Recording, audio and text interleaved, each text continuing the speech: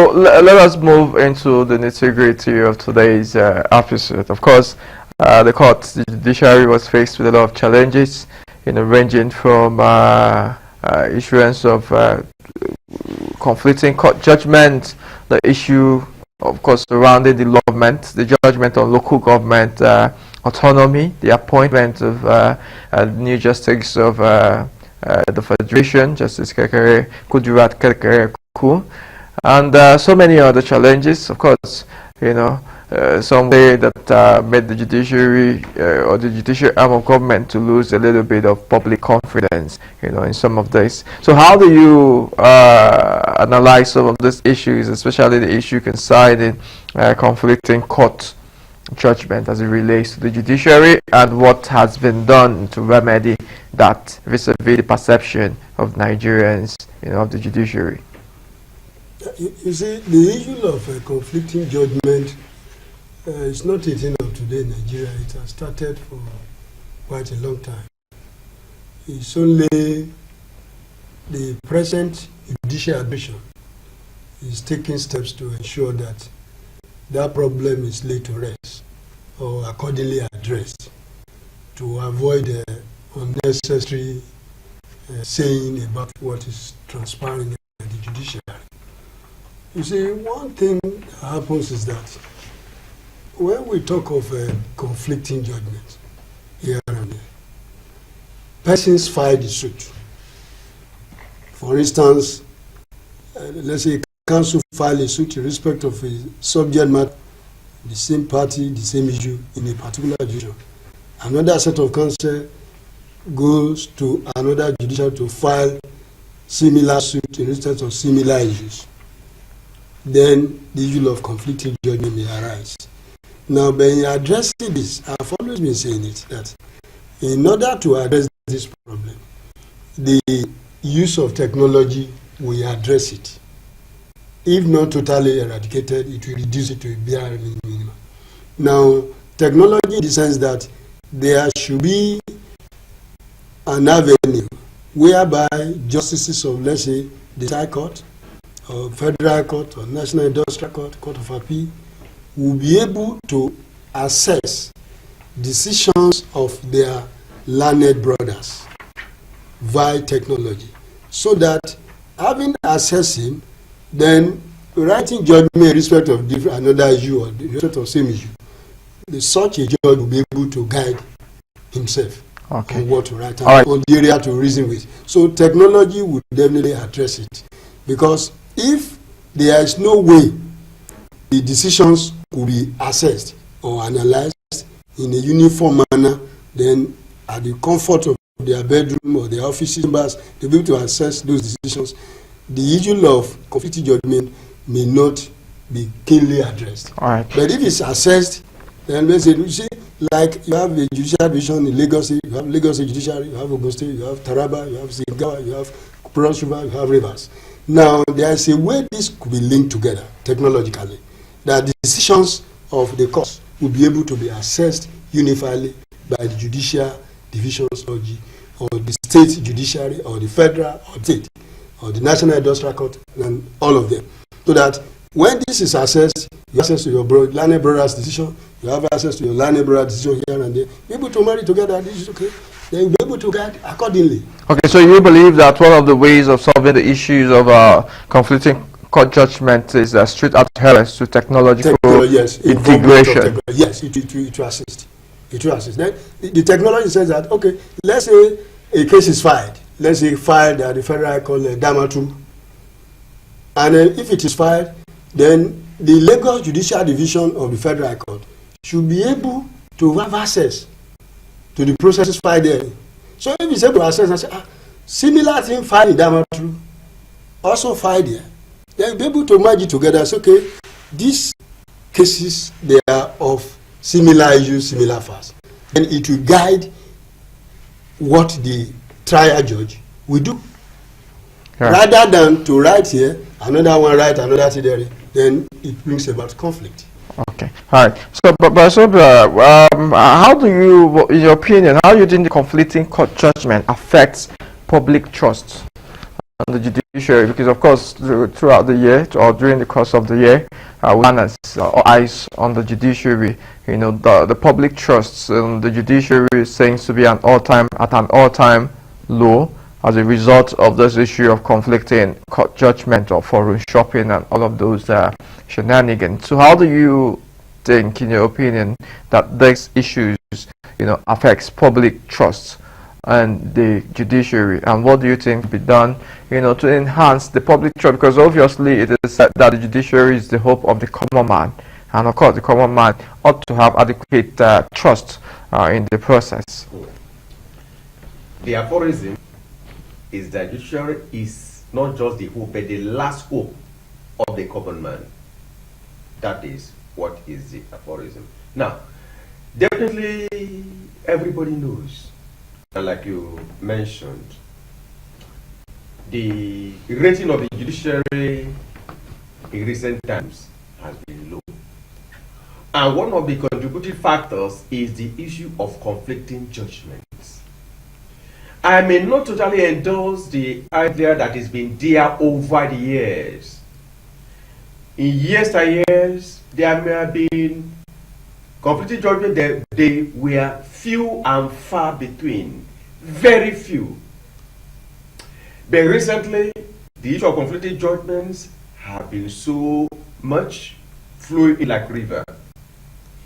And we've noticed this more in matters that has to do with politics, election, and the rest of them.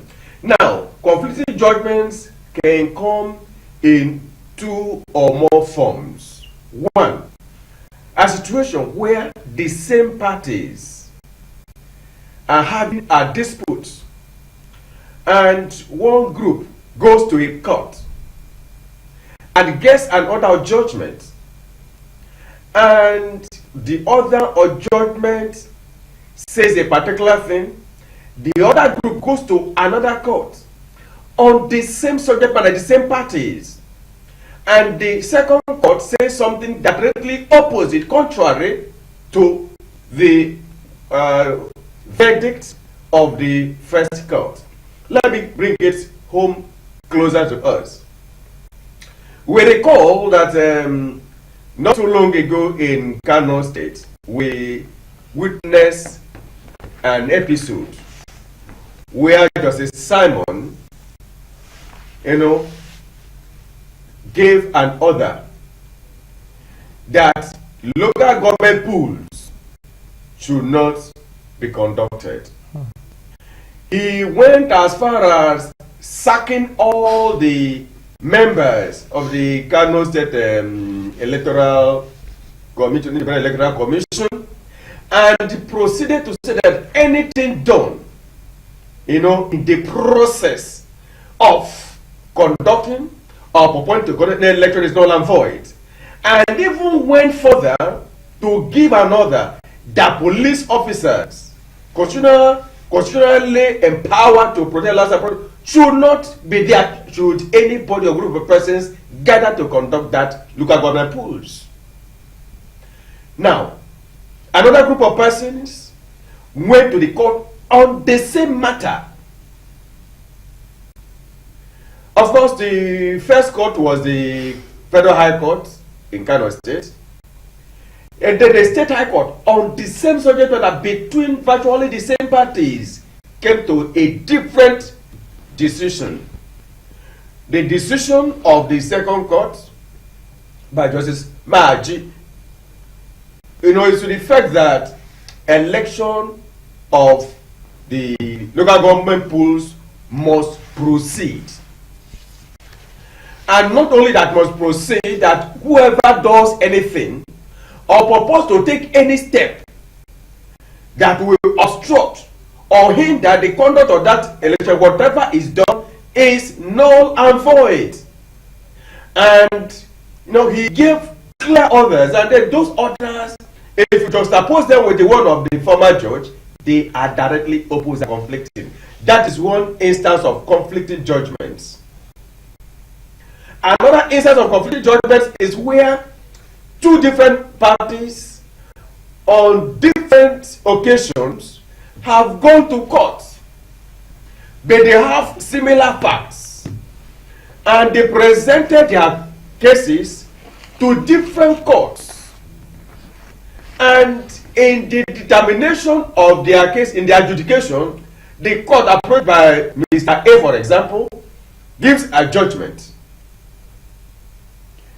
and then the court approached by Mr. B gives a judgment that are conflicting, and they are on the same. Let me still say something that will make it a little bit clearer.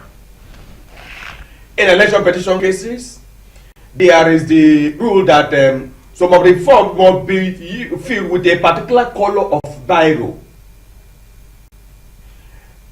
That a red biro must be used in completing a particular form.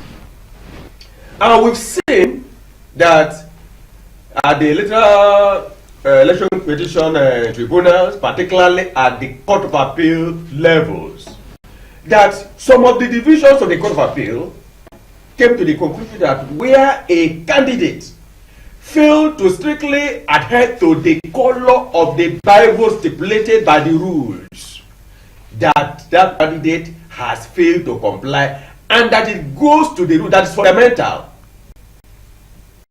Another court treating the same issue of another candidate that has to do with the issue of the color of the biro comes to a different conclusion, that since it has to do with the color of the biro, it is insignificant and should not affect the fortunes of the candidate.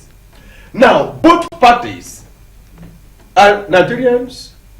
They have gone to the courts, different divisions of the courts, and they've come back home with different results.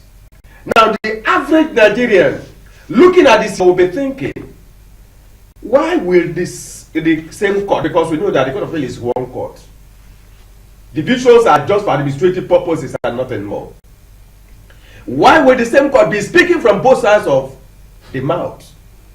Why would the same court tell Mr. A, well, though you use a red biro, it is not a problem, we'll overlook it and proceed and treat your petition, and the other court will tell the other party, we're sorry, so long as your form was filled with the wrong color of biro, it's unfortunate that you failed to adhere strictly to the clear provisions, and so sorry, you did not meet up. The average Nigerian will be believing that water must have passed under the bridge, that there may have been influences, outside influences, that may have led to same people with same condition. One came back victorious, the other came back a failure. It will be difficult. So the issue of conflicting judgments is really an issue that needs to be tackled timeously. And I'm happy the current Chief Justice of the Federation, Justice Kudira, is addressing the issue. In fact, recently she even made it clear that judges must engage in regular retreat and synergy to avoid completing judgment and decisions that are embarrassing to the nation, yep, and to the judiciary as a whole. Okay, yeah. So by Dr. Amadele have suggested one of the ways, says technological integration amongst the courts to be able to know what is happening, or cases that have been filed by various courts of divisions and all of that, in order to curb this incidences of conflicting judgments. So what would be your own suggestions on ways in which this issue of conflicting judgment can be tackled? Yes, what I think is the way to it,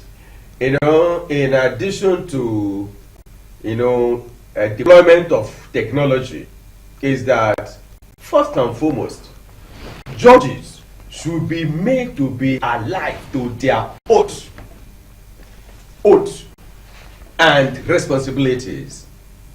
We know that the highest court in the land, which is Supreme Court, is a court which judgment is binding on all other courts, including the Supreme Court, except in few cases where Supreme Court may decide to review or depart from its previous judgment, and is bound to give reasons for such departure, so that the public will know. Now, what needs to be done as a matter of urgency is to let all the judges know that they have a duty to be abreast of all the judgments of the Supreme Court. At least as the judgments of the Supreme Court are coming, they must create time. We know they are busy. They must create time to read those judgments and be into the law is dynamic, society is dynamic, and the Lord Dennis says that society is dynamic and the law cannot be static, because laws tend to be static while the society is dynamic. Then it will be bad for both. The judges must be abreast. They must read the judgments of the Supreme Court. They must also read the law. They must be abreast of the law. That's number one. Because when you read the law, you know the case law, you know the substantive law, then you are better informed to perform your duties as a judge. Number two, those that occupy that exalted office. Because judges in years and years in the early time, we are seen as representatives of God on earth. They are ministers, people that decide affairs that affect the lives of human beings, even to the point, especially judges at the High Court and above, having the power to condemn a person to death. Is a revered position, and that must be left for those who are competent, not those that know those that can put them there, not those that use political connections and other connections to get there when they may not be competent to do it. Again, the issue of conflicting judgments, we have also seen, has to do in some cases with politicians. Having access to judges and offering some of them inducements that may be difficult to refuse for some of them. But thank God, not all of them. We have seen instances where, some judges, for what may, be considered a plate of porridge, may have gone ahead to do something that is not proper in the circumstances, and we'll say, well, let the appellate court go the other way. The judiciary must be insulated from politicians and politics and the incidences of corruption, because it has been said over and over again, and the conclusion of the masses is that conflicting judgments as a result of corruption, it may not be in all cases, but judges must be such that are prepared to do the job, and even in the selection of those that will take that exalted position. All right, thank you very much. Am I taking too much time? Yeah, of course. We still have a lot to. It's okay. So, well, there are other things that need to be done, but like I said, you see, the judges must also, like the Chief Justice of Federation has said, have regular retreats, synchronize, and ensure that they align the essence of the doctrine of judicial precedent, which has been there over the years. It's been there, part of our legal history and jurisprudence, is that once a matter has been decided in a particular way, the subsequent matters having similar facts must follow the same pattern, and that is what makes it possible for a lawyer to advise his clients. All right. Looking at the facts of this matter, this is likely to be the outcome. But when judgments can go either way, unpredictability becomes the order of the day, and is not in synergy with the doctrine of judicial precedent. And we really need, as a nation, as lawyers, to ensure that whatever factors, whatever things that need to be done to stem the tide of conflicting judgments must be done. And I've given some of the instances of what need to be done. There are still some others, but with time, we still look at some of those other things that needs to be taken. All right. Now let us quickly look at the issue of judicial reforms as has been proposed by the new Justice of the Federation. Of course, this is a new dispensation, and the Chief Justice has hammered on the issue of judicial reforms. Dr. Modele, what measures can the CJN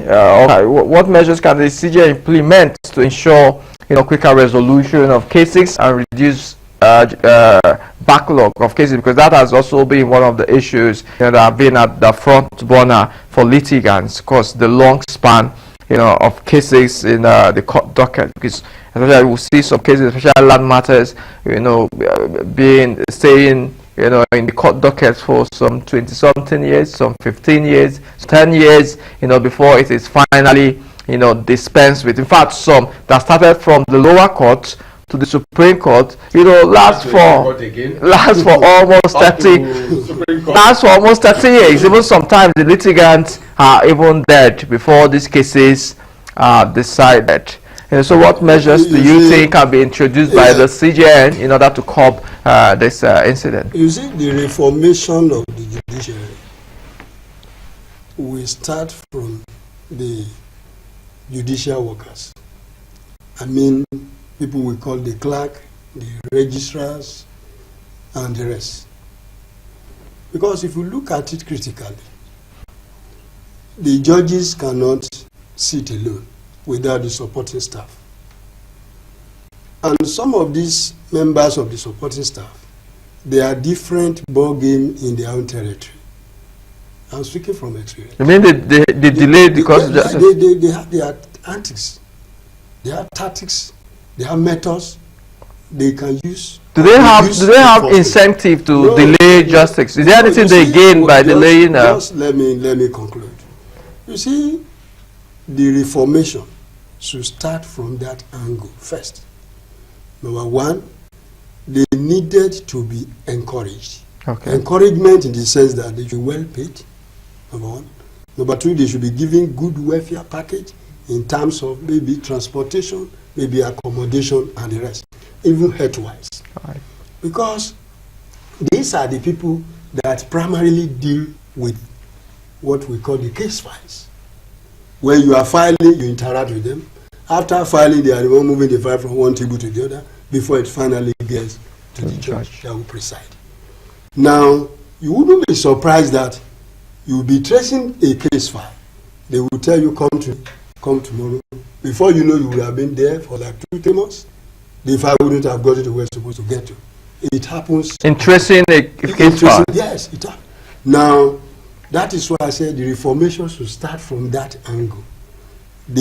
So I call them supporting staff, we call them clerk, call them registrar, call them assistant litigation officers in the judiciary. They should be encouraged in the sense that they should be well paid, they should be taken care of in terms of health, in terms of accommodation, and the rest, so that they will be happy. And then any of them found wanting be dealt with in line with the civil service rule, so that the judges will be able to do their work as expected of them under the law and the rules. Because if a case file does not get to a judge, there is no how the judge can know that such a case has been filed. From the responsibility of the lawyer in case that this erring judicial officers report to the judge. They have antics of dealing with frustrating lawyers and even litigants. Oh. Your proof of service may not be in the case file. You might have got it to them. They will keep it somewhere else. And when they keep it somewhere else, the judge opens the file and says, proof of service is not before me. That's not caused by the judge. And the lawyer must have taken it down there, or the litigant or facilitator, and make sure that the proof of service gets to them, that they keep it somewhere else. That may cost you another date of adjournment. So that is what I'm trying to say. Right. Now, it should start from there. Number two, the judges should also be encouraged. Encouragement in the sense that they should organize seminars, lectures, workshops for them, wherein they will be able to be exposed to some judicial practices outside their judicial visions. What I mean is this. Let's say it is organized for judges from the Southwest. They are having the seminar or the workshop in Kano. The judges from the Southwest will be exposed to judicial practice in Kano State. Yeah, but some argue that the delay is all over the federation. Shouldn't they be looking at judicial practices elsewhere outside the country? No. So you see, this delay, there are some ingredients associated with it. The ingredients being used in Kano State may be distinct from the one used, maybe let's say, Kogi State. So, but if there is a workshop organized across the zones, they will be exposed to all these things I'm saying. Then they will now bring it back to their judicial division and be able to implement what they will be able to guide themselves with what they have experienced. They may travel out of the country, they may go to outside the foreign country for such workshop or seminar, good and fine. But to me, I say that instead of traveling from Nigeria to, let's say, Canada or Peru for such workshop, I suggest that such persons that will give such lecture or seminar can also be invited to Nigeria. It will save cost one way or the other. That is what I'm trying to say. Rather than packing 300-400 Gs in an aircraft to travel down there is somehow expensive. Now, do that will also assist us. Then number 3, you see, we the lawyers, we also needed to be guided as well, in the sense that workshop seminars will also be organized for lawyers in respect of what happens in our judicial divisions across the federation, so that we could cross-fertilize the idea. Is the NBA not supposed to be doing that? No, NBA is doing its part. It is not out of place if conferences or seminars are organized for both the bar and the bench. There is no crime committed about that. It is a forum for them to exchange ideas, for them to share knowledge on what is applicable and what is practical. Nothing bad about that. I think there was a state, I could recall recently, they say bar and bench forum. So where bar and bench forum is organized, it's not out of place. It's a forum whereby you cross-fertilize idea, you discuss issues, and then be able to resolve one or two things. You know the problem being faced by this angle, you know the problem being faced by the other angle. They'll be able to manage to come at the middle point. Yes, you'll be able to get a solution to it. Once the problem is identified, then you look for a possible solution to resolve the problem. That is exactly what I'm trying to say. Then you see, aside from that, the statutory bodies in charge of monitoring, guidance of the judicial officers and the lawyers should also be at alert in order to attend to some key issues that may be brought to them. What I'm saying is that if there is a complaint made and the complaint is looked at, if it is genuine, good and fine. If it is not genuine, good and fine. So that this will be decided. So that what I'm saying is that so that there could be deterrence. Then this can one way or the other create a kind of respect, so that the entire country, the populace, will not be saying negative things about this arm of government, because this arm of government, according to, is the arm of government where commoners run to for protection, for guidance. A medical doctor will have a problem, he runs to the judiciary. A mechanic will have a problem, run to the judiciary. Herbalists have a problem, run to the judiciary. Pastors will have a problem, run to the judiciary. So it is the point in which everybody runs to for protection. The melting point. Yes, that's how I look at it. The judiciary is a point in which everybody runs to for protection, guidance, and safety. So that very point must be well taken care of and must be well guided. Then the officials involved must be well protected, must also be well guided. All right. Now let's take it from one angle. You see, some of these the judges working. I thank God that I practice across Nigeria, and I appear in different courts. Now you discover that a judge sitting in a courtroom, and mosquito is biting such a judge, biting lawyers and litigants. That is not fair. That's what I'm trying to say. You go to court, or you go back to do at home is to go and visit your medical doctor to treat for malaria. Okay, so you are suggesting that enhanced infrastructure should be in place for them. Went to a court. I went to court in this country. And we were in the court. I was using my gown to pursue mosquito in court. That is not fair. That is not fair. Everywhere was stuffy.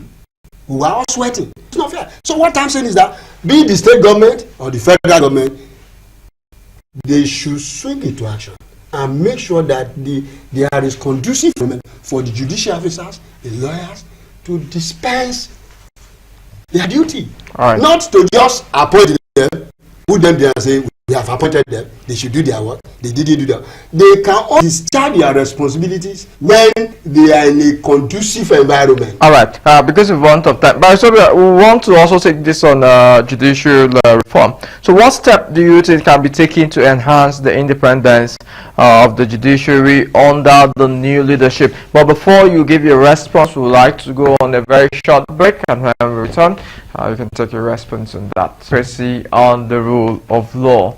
We are discussing the issue of judicial reform. So, by so before we went on a short break, the issue of independence of the judiciary, Yes. as one of the reforms that so many people. The issue of independence of the judiciary and the reforms, they are all welcome. They are good strategies to ensure that Nigerians and the entire society at large gets justice. And then the starting point for the independence of the judiciary appears to me to start with the issue of judicial appointment. We discover that in most parts of this country, most states, either at the federal or state levels, the issue of appointment is basically based on who knows who. And that has led to recruitment of judicial officers who ordinarily may not be qualified for that position. And then let's look at it this way. Mr. A lawyer, gets employed by either the state or federal government because of his affiliation to either a politician or somebody in government service and all that.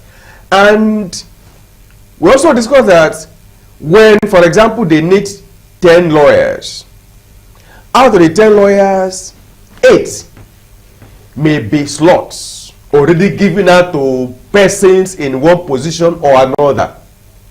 This person brings one person irrespective of his or her antecedents and competence and all that. By the time these 8 are already there, not based on merit, not based on competence, but because they are filling slots of persons giving those slots and they have only 1 or 2 vacancies for those on merit. What do you expect? Tomorrow, if the person on whose shoulder they have ridden to the bench has a case in the court presided over by that judge, what do you expect?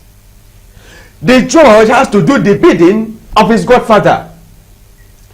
If he or she refuses to do so, we know what may be the likely consequences. So he believes that because he has put him there, he will always get what he wants. And that is what we are seeing all over the nation now, where some powerful politicians believe that they can manipulate the judicial system to their advantage because they have judges that they appointed or they have done one favor or the other to, and those ones must take their biddings. Of course, we witness in some states, in Rivers State, what was, a kind of cankerworm. We have seen in some other states like Kano, and then we have also had the opportunity of hearing some politicians boasting that their wives as judges are doing great work for them, trying to help their friends. These things are best eye view of what is on, and by the time the employment or selection or recruitment of judges is done in a transparent way, not that Mr. A powerful man or a political position says his candidate and the candidate must be employed, whether it's a failed legal practitioner or somebody who is not cut out, who does not have a passion for the profession. He just goes there. So the starting point is the issue of recruitment of those that occupied that position. 2, once selected or recruited, there's a duty on the person occupying that position to dispense justice without fear or favor, goodwill or ill will. That is the oath the judges take. And that is why the goddess of justice is blindfolded. The assumption is that the person dispensing justice does not see whether the person who is the claimant or the plaintiff, as the case may be, is a very powerful rich man, or whether the other person is just an ordinary roadside mechanic. And by the time they live up to their oath of office, then we will see a better judiciary that is independent. And again, there is need also for the NJC to put more satellite on judges that have the consequences and do certain things that does not bring glory to the judiciary. We have seen instances where there have been allegations of corruption, and initially the drumbeat was, let there be financial autonomy for the judiciary. That once there's financial autonomy, that the judges don't need to go begging the executives for whatever is their entitlement, to be better. And that has been done. At least relatively, the judiciary is still relatively financially independent. But then as an institution, it is independent. But as individual judges, there are some that are still looking sideways, getting things and considering things that ought not to consider in order to get judgments in favor of a party that does not deserve it. And that is not good. So the independence of judiciary is the only thing that will make the average Nigerian to believe that the court is still the last hope of the common man. We know that if you take a kind of analysis of the number of cases that used to come to court before and the cases that go to court now, and also look at the population, the demographic spread, because that even though the population of Nigeria is growing, but then the rate of cases going to court does not synchronize, and that is because some don't even have faith in the judicial system anymore. They believe that going to court is wasting their time, and some of them go to other means. Some even go as far as consulting oracles, shrines, like the Okeja shrine and the rest of them, to report people they believe they have disputes with, believing that will be faster and quicker, and that those ones cannot be influenced. So the issue of judiciary, independence of the judiciary is paramount, and I thank God the current CJN is doing everything humanly possible to ensure that the judiciary is independent. And coming to what my learned colleague said earlier concerning the reformation, I thank God for the CJN who knows that there's need for reformation. Reformation means things are not the way they're supposed to be, and that there is need to put things in order. All right, we are almost need to quickly look at local government autonomy before we finally call it a day on today's episode. So, Dr. Yemi, of course, we are all aware of the Supreme Court ruling on local government financial autonomy, during the course of the year.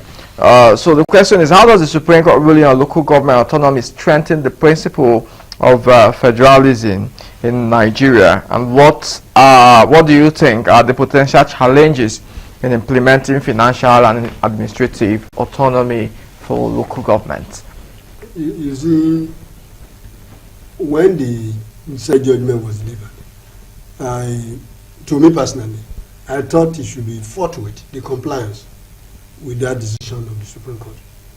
But I read it in some paper that some state governors were trying to have an agreement on when the judgment will be complied with.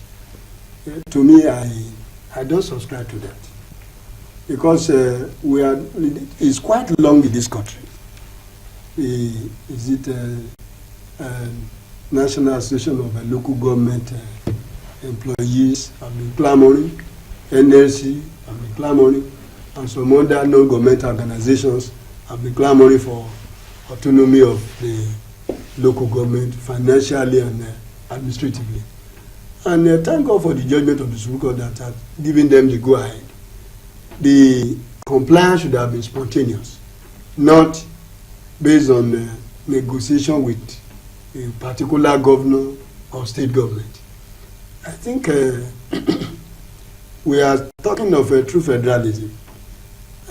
Autonomy of the local government, be it administratively or financially, is one of the factors to be considered herein, and they've gotten it. So I would rather say that the state governors should give respect to whom respect is due. The Supreme Court in this country is the highest court. Yeah, but some argue that the state government have complied. Most of the state government have conducted elections in local government and dissolved the caretaker committees. Yes, some are doing it better. I think all of them actually, because of course that was a condition for disbursement of local government allocation. Yes, but if you look at it critically, there are still some of them who have not. But I wouldn't want to mention name of anybody or any local government whatsoever. But the compliance with that judgment should have been spontaneous, not partial. And then aside from that, the local governments, particularly in some states, who have not been enjoying it, I think it is high time they come out and say this and that, not to keep quiet, not to be signing agreement, negotiating with governor, we are going to start complying from so period, from so month. That is rather unfair. The judgment is final. You cannot appeal to any other place or to any other court. That is the final court of finality. Now, the judgment to me is a landmark judgment, and it's a welcome judgment to this. So do you think that there is any challenge in implementing this particular judgment of the Supreme Court? There shouldn't be any challenges. Once elected officers are elected to the local government administration, there is substantial compliance with the law. Not caretaker set of people.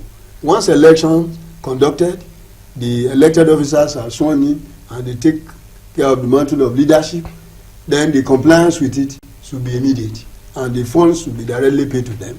Why administratively, they should take care of the administration without any fear of evil, without any interference by the governor. Because what they were doing before was rather unfair. 2,000 to a local government, you give them 500 naira. The 500 naira cannot buy broom to clean the local government secretary alone. Don't you think that is a challenge where you do not have transparent election in this? Because of course some of the local government have conducted election, and there has been allegation of where the local government election were fraught with irregularities, which have enabled the governors to install some of the appropriate. Also, don't you think that that is a challenge here to this particular ruling? The issue is this: if elections are conducted and there were challenges about the election result, maybe legitimately or illegitimately, and they go to court, at the end of the day, the case will be heard and will be concluded. So when the case is concluded, the person who wins we know, the person who loses we also know. Okay. That ends that area. Then if the governor is trying to dictate, if he dictates and the people says no, they approach the court, because we decide it one way or the other. All right. By Sobra, I was also asking you, what do you think, how do you think the judgment of the Supreme Court local government autonomy enhances the issue of federalism, and what do you also think is the potential challenges in the implementation of this judgment? Yes, like I've had opportunity to say here in the past, the judgment of the Supreme Court concerning local government autonomy is a welcome development. Of course, that was not the first judgment as far as the issue of local government financial autonomy is concerned. And then as to the enforcement, the judgment was very clear, very explicit. One, that any local government without duly elected government officials will not be entitled to the allocation from the federation account. Two, that allocation to be disbursed directly to the local government. not through the state as used to be in the past. And 3, that any governor that tampers with the funds meant for the local government, that it will be dealt with. And of course, the Attorney General of the Federation had cause to say recently that tampering with local government funds is an impeachable offense. We are not going to that issue for that, but the point is that the Supreme Court has said the last word, the final word, and the issue of compliance is automatic. It is not for the governors to decide when to comply. No. Once a judgment is given, from that very moment, it becomes, enforceable. Except in a situation where there is a notice of appeal, a motion for stay of execution. But in this case, because the court, that is the final court, there is no appeal to anywhere except heaven. And any governor that refuses to comply, that is a reason for impeachment. I agree. That's an impeachable offense, because what it means that the person, the governor, is violating the ground law, the constitution, the basic law, on the basis of which he or she got to the office as a governor. So, it's a good development, and those that were previously, so the governors that were using caretaker committee, their nominees, their SDGs, to run local government councils, and give you this space, that era is over. And of course, we have seen that the states have conducted local government pools because they don't want the local government councils to, not to get their entitlement. But the search light will now be on the local government council. Now they are getting their allocation direct. What are they doing with those funds? Because in yesteryears, when the local governments were alive and functioning, they were touching the lives of the people, because that the government that is closest to the masses. They were the local government transport system, agriculture or farming, and other things, even dispensaries set up by the local government. There are rules taken care of by the local government. There are so many things done by the local government in those yesterday. But when the era of governors take in over indirectly, then they were just there as puppets. Now that they have been given what they deserve, they must be accountable for the monies they have collected and show what they have done with the funds to touch lives, to improve the welfare of the masses, because the welfare of the people is the supreme law. All right, we are almost out of time. So, Dr. Yami, what's your last word on the topics that we have taken? Well, I call on the judiciary across the federation, from state high court to the Supreme Court, to do the needful in respect of cases before them. And then aside from that, I also call on the supporting staffs, members of the supporting staff of the judiciary, to be transparent and do the work in line with the federal or state civil service rules. All right. Rather than deceiving or misleading litigants and lawyers concerning their cases. All right, thank you very much. Yes, with you. My final few words on what we say so that issue of conflicting judgment should be taken seriously, that to be nipped in the bud. Where there is conflicting judgment or decisions of others, then the judges will be called to explain, and where appropriate sanction will be applied, so that it will stop, giving wrong and false impression to the masses about the judiciary. And coming to the reforms of the judiciary, the work of development, and apart from what I said earlier, there will also be need to train and retrain the judges from time to time, and also the supporting staff, let them be properly trained, and let also the issue of corruption even among the staff, like in a case I'm handling in Lagos State, they will remove the application I filed from the court file, so that when the court sits, my document will not be there. Then after, then they will say, okay, they have said it. Such things, because somebody must have given them to remove it. There are such things. They need to be properly trained and retrained, and those that are bad eggs among them should be flushed out. Right. And finally, on the issue of local government financial autonomy, it is hallelujah to the local government. It's a good thing, and the governors and the local government concerned must all be compliant. All right. Thank you very much for gracing the show today. We're very grateful for your insightful analysis. This is where we'll draw the curtain on today's episode on democracy and the rule of law.